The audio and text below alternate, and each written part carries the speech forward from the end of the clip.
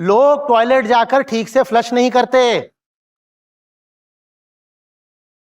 पीछे वाला आकर के साफ करेगा।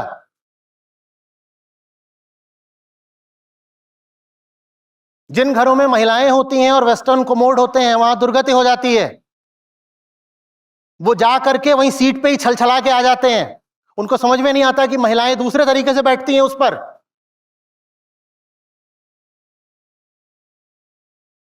फिर भारत में महिलाओं के लिए विशेष प्रोडक्ट्स आते हैं कि आप जब जाएं बाहर तो ये लेके जाइए, उससे पहले वो सीट को साफ कर लीजिए तब उस पर बैठिए, क्योंकि पुरुष लोग वहां खड़े होकर निशाना बांधते हैं।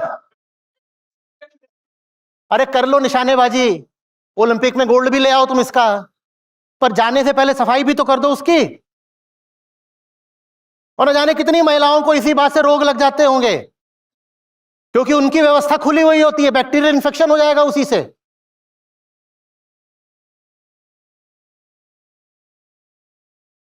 तुमने कभी यह सोचा कि दूसरे के स्पेस को इज्जत देनी होती है? सोचा?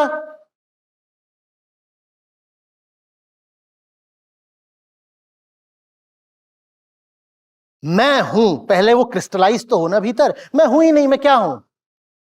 मैं समाज से बस ऐसे इधर से धूल आई इधर धूल आई, वो जमा हो गई, उसको मैंने मैं बोलना शुरू कर दिया। I really don't exist in the first place. तो फिर मैं किसी तरह की इंडिविजुअलिटी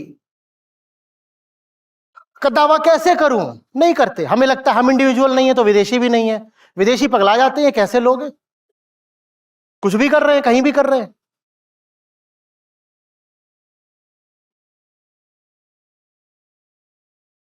यहां तक का भी ख्याल रखना होता है कुछ सर्किल्स में कि आप जो खाना खा रहे हो ना, वो बहुत तगड़ी महक नहीं छोड़ रहा है। एक चीज जो भारतीयों के साथ जुड़ी हुई विदेशों में वो ये भी है कि वर्क प्लेस पे घर से खाना बना के लाते हैं, क्योंकि इन्हें पैसे बचाने होते हैं। तो घर से इतने बड़े बड़े डब्बे लेके आएंगे और डब्बा जैसे ही खोलेंगे तो पूरा ऑफिस महक जाता है भयानक, क्योंकि इतने मसाले डाल के लाते हैं। तो करी पीपल इस नाम से चलता है कि अगर एक इंडियन अपना डब्बा खोल रहा है तो पूरी जगह गंध हवा देगा। हमारे लिए खुशबू है, पर वो खुशबू तुम्हारे लिए है। तुम दूसरों के नथुनों में वो खुशबू क्यों डाल रहे हो? और मैं उदाहरण देता हूं जो मुझे व्यक्तिगत तौर पे बड़ा। सिनेमा हॉल में घुस जाएंगे बच्चा लेके, और अब तो बाकायदा घोषणा होने लग गई है कि भैया बच्चा बच्चा है और शोर मचा रहा है तो उसको लेके बाहर निकलो। आधे आधे घंटे वो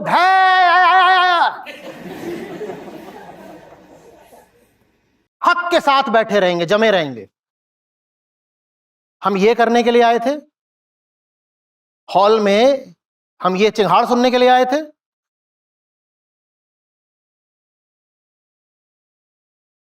और दर्शाएंगे ऐसे से कितनी क्यूट बात हो, यू नो। नुन्नू है झुन्नू पे गया है, वो भी रात भर रोता है। तुम क्यों खुश हो रहे हो? मैंने कुछ बोला?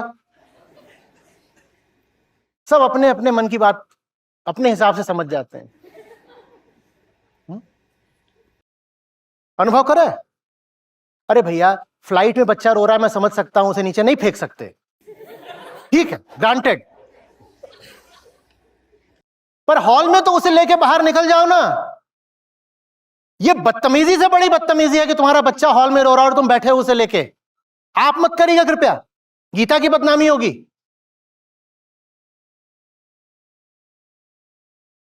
मैंने तो इससे भी आगे का देखा है। रात में 12 बजे घंटी बज रही है। मिसेस शर्मा, ये चुप नहीं हो रहा था, आप इसे चुप करा दीजिए ना, वो बहुत डिस्टर्ब हो रहे हैं। वो कह रहे इसको कहीं और छोड़ के तू आ जा। रात के 12 बजे पड़ोसी की घंटी बजा के उसको बच्चा दिया, ये सचमुच हुआ है। रात के 12 बजे पड़ोसी घंटी बजा के उसको एक बदहाल बदमिजाज बदतमीज बच्चा सौंपा जा रहा है कि तुम इसको रख लो, क्योंकि ये हम हस्बैंड वाइफ को सोने नहीं दे रहा। पहले तो जेल होनी चाहिए ऐसा वाला पैदा करने पे।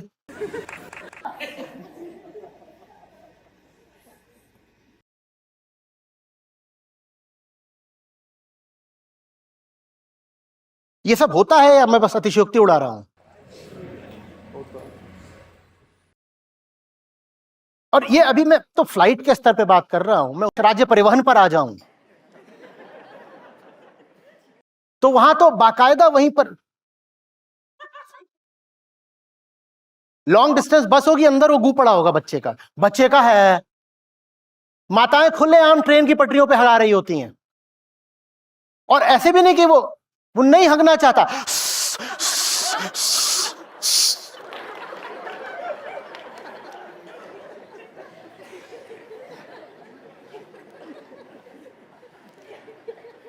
मैं वाराणसी रेलवे स्टेशन पर था, प्लेटफॉर्म पे ऐसी जगह खड़ा था जहां ऐसे मोड़ था, तो वहां से ट्रेन आ रही है, एकदम धीरे धीरे धीरे आ रही है।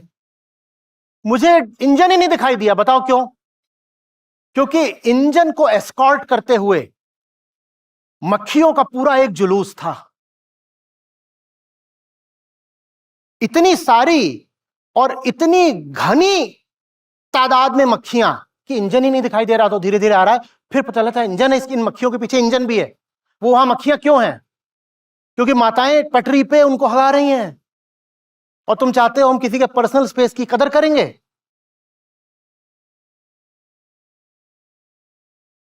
सरकारी अस्पतालों में भी होता है, पता नहीं होता है कि नहीं होता है, पर होता था खुले में। आप रिजर्वेशन वगैरह करा के बैठे होंगे, ट्रेन आपकी अगर ईस्टर्न यूपी या बिहार में चली गई है तो एडजस्ट करिए, एडजस्ट। वो बाकायदा आपको कोहनी मार के एडजस्ट करा लेगा, आपके रिजर्वेशन में कोई मतलब नहीं है। We are entitled to do this. अब यही व्यक्ति जब फिर फ्लाइट पर चढ़ेगा, म्यूनिख जाएगा, फ्रैंकफर्ट जाएगा, अबू धाबी जाएगा, तो अपनी आदतें साथ लेके चला जाता है ना, और पूरे देश का नाम खराब करता है।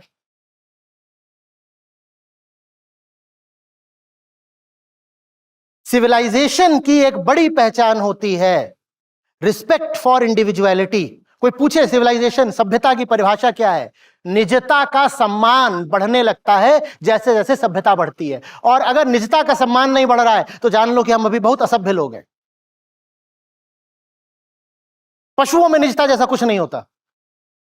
होता है कुत्ते कुतिया, बंदर बंदरिया, खुलेआम, और कोई कहीं भी एक बंदर खा रहा होगा, दूसरा आके उसका छीन सकता है, वहां कुछ नहीं होता। वहां पर्सनल प्रॉपर्टी जैसा भी कुछ नहीं होता। होता है क्या? आपकी प्लेट पर रखा कौवा उड़ते हुए आएगा, आपका सैंडविच उठा के ले जाएगा।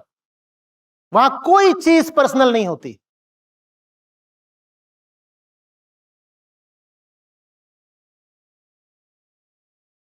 न दखल करिए, न दखल करने दीजिए। इसमें प्यार की बात नहीं होती, ये कोई अपनेपन की बात नहीं है, ये हिंसा है।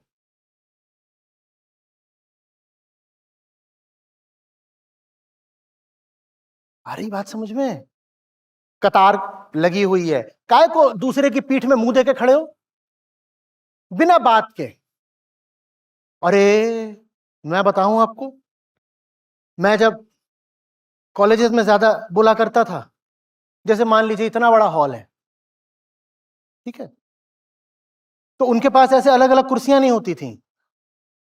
तो उनकी क्या होती थी, जो व्यवस्था होती थी कई कॉलेजेस में या यूनिवर्सिटीज में, कि पूरी एक ऐसे लंबी बेंच होती है, पूरी ऐसे लंबी, और उसके आगे ऐसा ही लंबा टेबल। बेंच है लंबी, उन्होंने ऐसे सेपरेशंस नहीं बनाए होते थे शायद जगह बचाने के लिए, तो पूरी एक लंबी बेंच है, एक लंबा टेबल है। अब मैं क्या देखूं कि पूरा हॉल या पूरी क्लास खाली पड़ी हुई है, और कुछ चुनिंदा बेंचेस पे वो इतना चिपक चिपक के एक साथ बैठ गए हैं, और वो कोई एयर कंडीशन तो मामला है नहीं, और गर्मियों के दिन, और पसीने मार रहे हैं, और इतना चिपक के बैठे हैं, बाकी जगह खाली पड़ी है तब भी चिपक के बैठे हैं। और मुझे ऐसा होता था कि जैसे मैंने भूत देख लिया हो। तो कैसे कर सकते हो, क्यों कर रहे हो? और खासकर ये काम लड़कियां करती थी। जैसे आपने कभी देखा होगा कि गायें वगैरह एक साथ झुंड बना के एक दूसरे चिपक के बैठ जाती हैं, देखा है कभी? खरगोश भी ये काम करते हैं, अगर उनमें दोस्ती होती है तो ऐसे अब चिपक के बैठ गए। वो दूर दूर ऐसे बैठते ही नहीं, ऐसे चिपक के। मैं तो सब कुछ खाली पड़ा हुआ है, तुम इतना चिपक के क्यों बैठ गए हो? सब खाली पड़ा, चिपक के बैठ गए हैं। ये आकस्मिक नहीं है, ये संयोग नहीं है, ये संस्कार है। ये जीने नहीं देगा, ये कभी आपको आत्मस्थ होने नहीं देगा। जो ऐसा कर रहे हैं उनको गीता समझाना टेढ़ी खीर है। सबसे पहले तो मनुष्य की निजता ही उसकी गरिमा है, ये बात समझानी पड़ेगी। डिग्निटी कोई चीज होती है, इंडिविजुअलिटी कोई चीज होती है। मत छुओ मुझे, थोड़ा दूर रहो।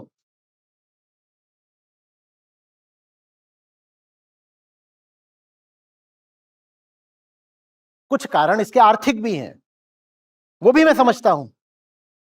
अब ये ऑटो डंपर ये सब चलते हैं, उसमें नहीं जगह होती, इतनी सी सीट होती है, उस पर 6 बैठ जाते हैं। उसका कारण ये है कि सस्ते में हो जाता है, वो मैं समझ रहा हूं। लेकिन उस क्लास में ऐसे क्यों बैठ रहे हो? जहां उपलब्ध है जगह वहां ऐसे क्यों बैठ रहे हो?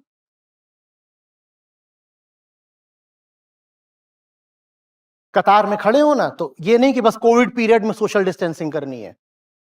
हर समय सोशल डिस्टेंसिंग करना सीखिए। तब ऐसे खड़े होइए कि उसकी गंध आप तक ना आए, ना आपकी गंध उसके नाक में जाए। और शरीर को साफ रखना व्यक्तिगत बात तो होती है, पर थोड़ी सी सामाजिक जिम्मेदारी भी होती है।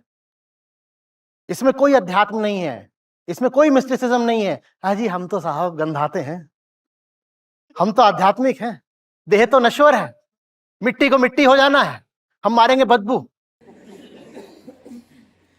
मिट्टी को मिट्टी होना, तेरे मुंह में मिट्टी ठोठूं फिर। खाने के लिए तो तुमको सुगंधित चीज चाहिए, और दूसरे को बदबू देते हुए कह रहे हो मिट्टी है।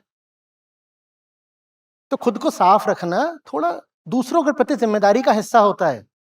और अगर कभी दिखाई दे रहा हो कि ये सब होगा ही, पसीनेबाजी वगैरह, तो इसमें कोई हर्जा नहीं हो गया। आपके अध्यात्म पर आंच नहीं आ जाएगी अगर आप डिओड्रेंट वगैरह का इस्तेमाल कर लें तो। कि ये सब तो गंदी बातें हैं ना, ये सब तो संसार ही करते हैं। हम तो गीता के छात्र हैं, तो हम डिओड्रेंट कैसे लगा सकते हैं? गीता के छात्र हो तो फिर मुंह भी मत साफ किया करो, फेंक दो टूथपेस्ट। जानते हो,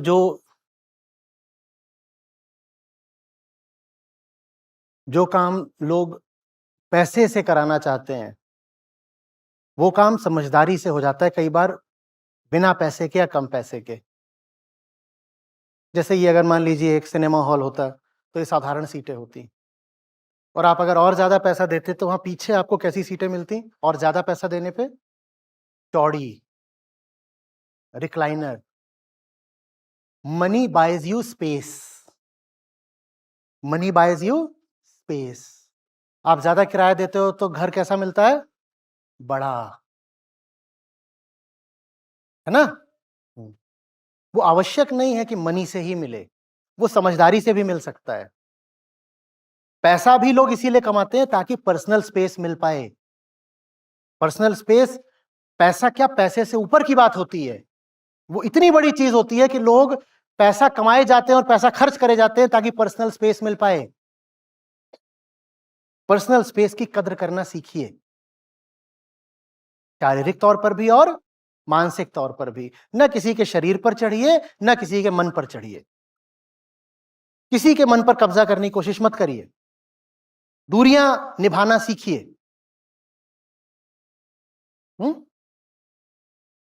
मेरे को पर्सनल स्पेस देने के लिए सब भग गए। जैसे ही मैं इधर तक आया, बोले इनको स्पेस चाहिए होती, एकदम भागो भागो भागो।